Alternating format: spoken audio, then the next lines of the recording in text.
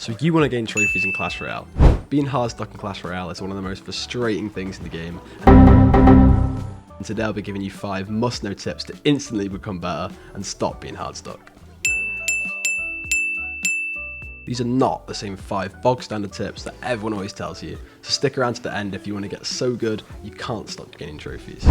You shouldn't always defend your opponent's push. And what I mean by that is, even though it sounds counterintuitive at first, in the right situation this can work really well. For example, if your opponent plays Mega Knight Prince at the bridge as soon as the game starts, and you don't have a single correct card to properly defend it,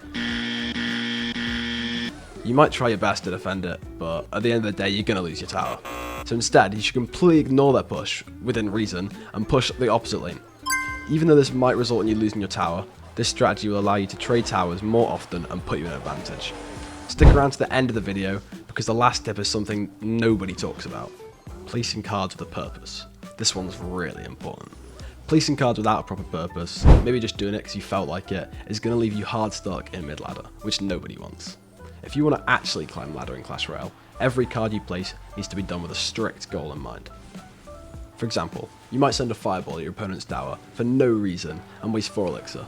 You may think it's no big deal until your opponent places Mega Knight at the bridge, and before you know it, you've been 3-crowned. Sound familiar? So, to avoid this, try to think about what you're trying to achieve when placing each card. Don't prevent yourself from placing cards, but maybe just think for an extra second before you decide to rocket your opponent's tower before you've even fully loaded in the game. Overcommitting. New players do this all the time, but even in top ladder, I still see people overcommitting with every push. Overcommitting with a push is a really easy way to spend too much elixir, leading you to lose your tower to a devastating counter push. Overcommitting is where you continue to place cards to support your push in a desperate attempt to get more damage. This almost never works, and instead will almost always allow your opponent to slowly build troops up at the back. This is just asking to lose your tower. So, next time you think about spamming cards at the bridge just to get that extra 200 damage, don't. Stop placing the first card. If you're still placing the first card every time you get into a game, you're doing it all wrong. Maybe you're worried about leaking elixir, but if your opponent is also not placing a card, then nobody's leaking elixir. So why is this important? Waiting for your opponent to place the first card allows you to play reactively to them. This means if they chuck a golem in the back first play, you can easily react by applying pressure to the opposite lane. If you don't do this, and instead you do place the first card, you're immediately putting yourself at a huge disadvantage.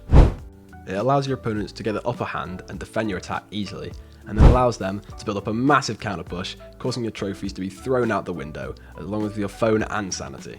Just before I get into the last tip that I see nobody talking about, if you could just think about subscribing, that'd be greatly appreciated.